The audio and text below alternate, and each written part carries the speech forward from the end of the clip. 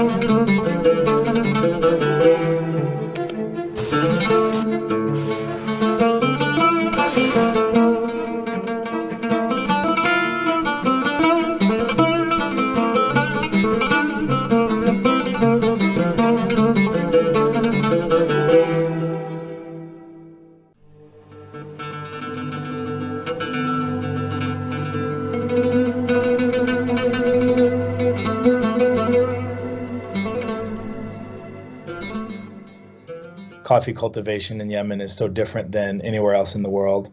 And obviously the profile is totally different. The varietals are totally different. And back then there was even, there's still little known about Yemeni coffee now, but back then it was even less.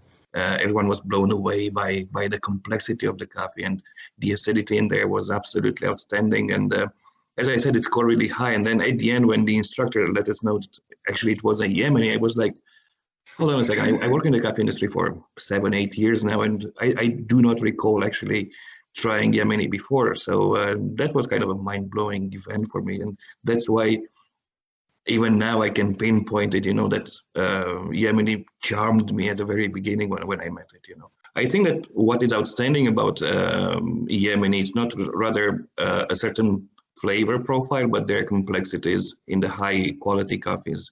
You can find a lot of descriptors in such coffees, and especially the acidity. It's stellar sometimes, if you have the high-end ones. It is, you can think about a Sauvignon Blanc or something like that. It's really complex, and it's really complementing the cup, the way it sustains the sweetness in there. So this is what I really appreciate about Yemen. Very few coffees, very few origins in the world would match that complexity that they can bring on the table, and especially that perfect balance in between flavor, aftertaste, and acidity. It's really outstanding. The climate and the terroir of Yemen, plus the genetic material, is really important in forming these unique different flavor profiles, because over hundreds of years, the plants that are grown in Yemen have had to adapt and evolve to cope with this different climatic environment, and they behave in a very different way. And I'm sure that that must be an underlying factor in why the flavor profiles are different. The Yemeni coffees is you forget that you're cooking naturals, because the levels of acidity, as Alan said, they're really complex acidity profiles. They're high in intensity, but never too intense, because they're complex and they're structured, and they add a spine to the coffees to allow these other kind of unique flavors to come out as well. But to counteract that level of acidity, there's a level of sweetness that you often don't find in other countries as well. And it's such a different climate, such a different topography, such a different everything, that there's just nowhere else. There's nowhere else like it, and you see that reflected in the cup. You see that reflected in the amount of both fruity and spiciness, that you have fruity like Ethiopia and spicy like a Sumatra somehow in the same coffee, which is not a normal human experience. You can't find that kind of thing anywhere else. I've never seen any farmers in the world other than Yemen that can judge density based on holding a handful of coffee, to say, oh, this coffee is more dense than that one by holding it. I can't do it. I've never seen anyone else that can do it. And I thought, this is just Arab trickery. I'm sure this is wrong.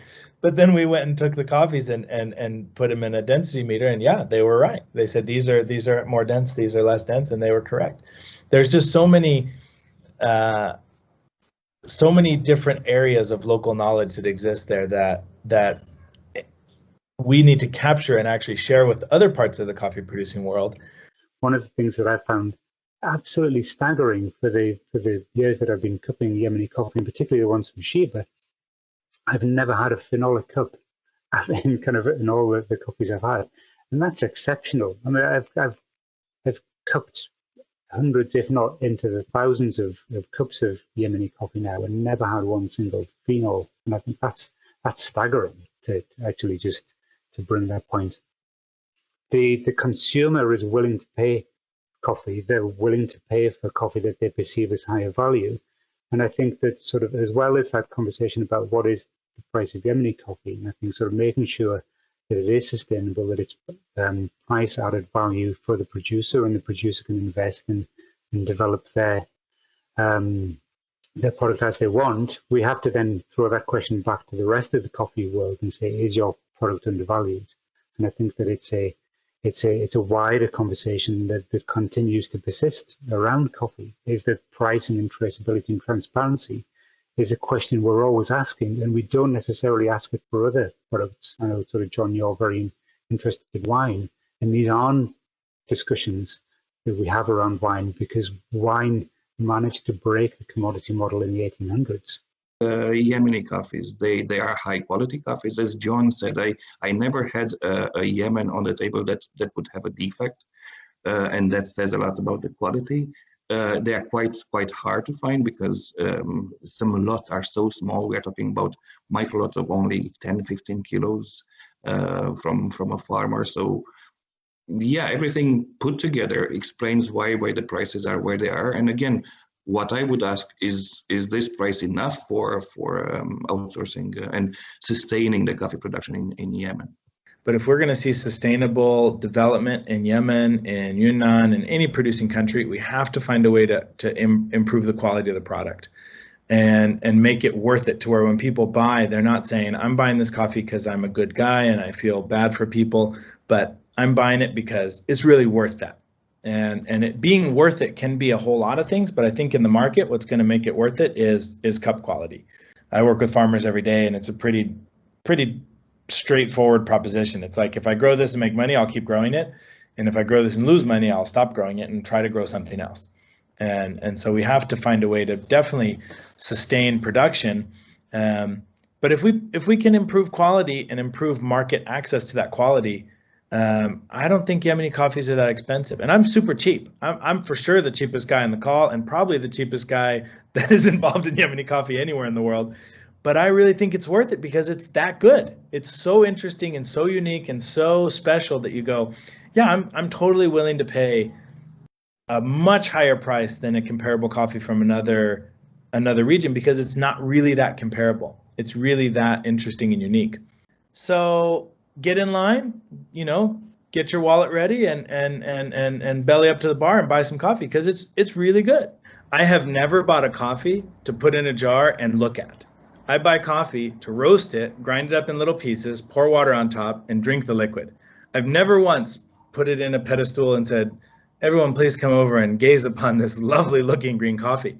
So I think it's really a holdover from purely commodified industry. It's not a reasonable, in my opinion, which I share very strongly, is that the physical attributes of a coffee, to me, should have between little and nothing to do with the value proposition of that coffee, because it's wholly irrelevant when it comes to the final consumer. Consumers do not care. I've never, ever, I've run cafes in 4 or 5 different countries. I've never had a customer come in and order a coffee and then open up my hopper and go, oh, those beans are kind of small. Forget it. I'm just not interested. Or, oh, I think the green may have been ugly, so I'm not going to drink this. It's an irrelevant proposition. Always important to think of new ways of achieving a more complex or a better product, if you can achieve a better product. But obviously, without altering completely the identity of the product that you want to produce at the end.